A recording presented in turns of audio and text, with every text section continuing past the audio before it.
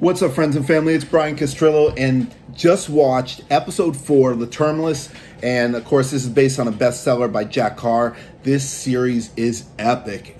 Loving the direction that this is going. Now, we begin the story as we see James Reece and his daughter in sort of a flashback, and he's climbing through these mountains, and also at the same time, you know, he's pursuing Boykin.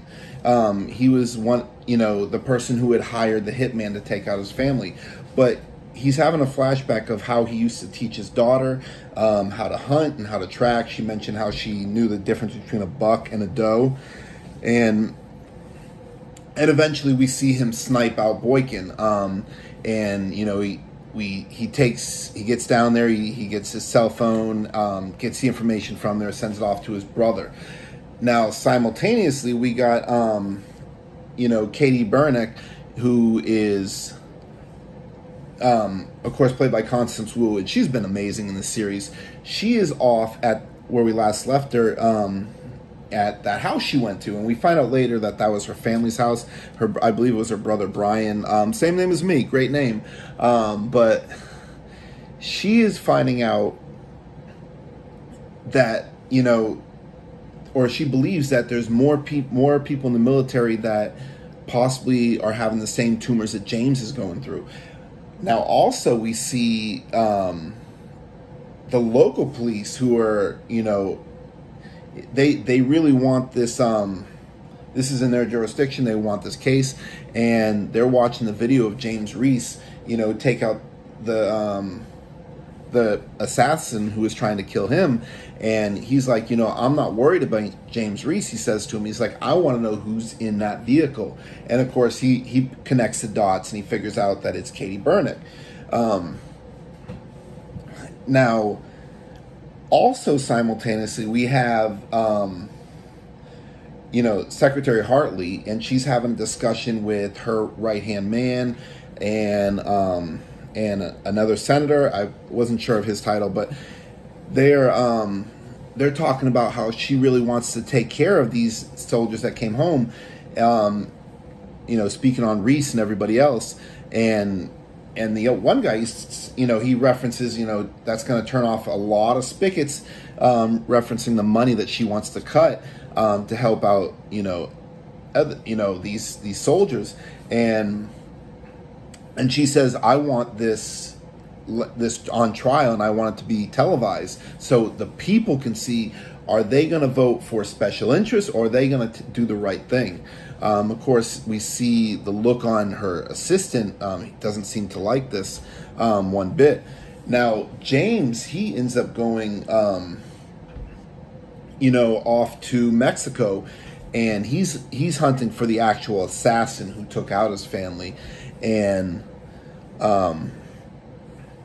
he gets to Mexico, and absolutely beautiful. Reminds me of when I went to Nicaragua, and I got to see my family. I went with my grandfather. He was born in Bluefields, Nicaragua, and it was just all about mi familia. We just, we had drinks, we had food, we just enjoyed each other, and that was a scene that kind of brought me back when they were all sitting at the table and they were having drinks, just enjoying each other.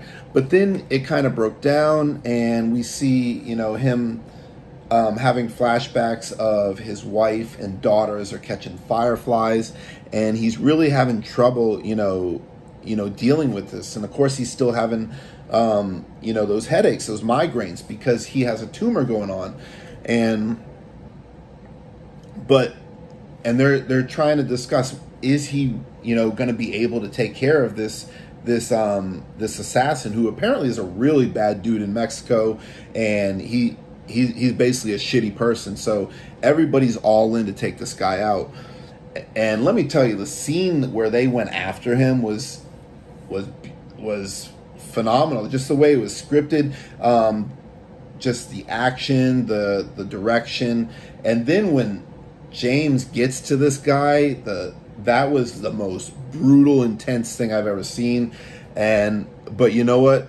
Fuck that guy, because that guy deserved it for what he did to his family. So I can understand, like, being in James, I'd probably want to do the same thing. If I was, dealing with what he went through, my goodness. it was so heartbreaking, just feeling for James as he's just thinking about his daughter and his wife and everything that he's lost. And he's talking about that he has nothing left, that he wants this. And also while he's in Mexico, they offer to, they have some of the best doctors, they can take care of him, but he'll be out 6 to 9 months, and of course, he doesn't have time for that. And he's like, just give me the meds that I can to just kind of keep on going.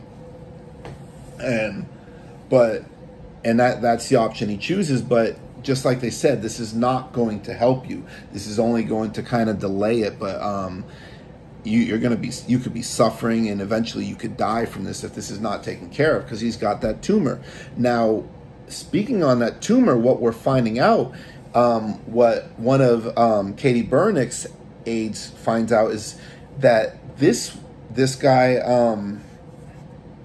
Steve Horn, he's the guy who, just lost his VP, who Saul Agnon, who is the VP of Capstone Industries. Now, Steve Horn, we see him in a scene where he just lost, or basically that deal that Agnon kind of put through. He was there at this meeting, and they were talking about how he was found naked, and he's got he's taking drugs, and that they don't trust him. You don't even really have a VP anymore. I don't know if I trust this, and everything is starting to fall apart. So this, is going to be the fuel for the Steve Horn guy. This is the same guy who we saw training, just like he was Navy SEAL. So he clearly has some background. And what we found out from him is that that 6 years ago he had invested in this company that was dealing with pharmaceuticals, and this stuff was given to all 6 branches of the military. And this is what could be causing these tumors in our military. And now he is getting ready in the next few days to basically become the sole owner of this. And so all the money and all this stuff is starting to come together, and this is what Katie Burnick finds. But then, the cops finally catch up with her, and they're basically saying, you don't want someone else dead. You don't want to get a felony charge. And she's like, because they want to know where James is. And so she eventually says, if I find him, I'll help you. But wow. And then, but now he's on the look. James is on the look for, Steve Horn, and this is starting to heat up, and everything is kind of coming together. Things are falling apart. And there was another scene that was really interesting, is the assistant to Hartley. I didn't realize this at first, but I guess the signs were there. He walks out, and this guy steps out of this big SUV limo, and the assistant's like, "Can I help you?" And then the window rolls down, and there's Steve Horn, and he brings him, down this hallway, and we find out that he is behind that. His assistant was actually working with Steve Horn. So there's a lot of dirty people. A lot of stuff's going to come out, and this is going to heat up. This was a great episode. You're seeing networks kind of starting to fall apart, starting to be tested. Steve Horn is going to be he's going to be pissed, and I cannot wait to see how this is going to come together. But another great episode. Just wow. And also in kind of a cool scene at the end is James gave the gun of his father, because his father was Special Forces too, and he gave it to Marco. And I love this character, Marco. And he gives him the gun. He's like, "No, I can't accept this. And this was your father's." And he's like, "Well, it was used more here for hunting." And he's like, and James like, basically, "Why don't you hold it till I come back?"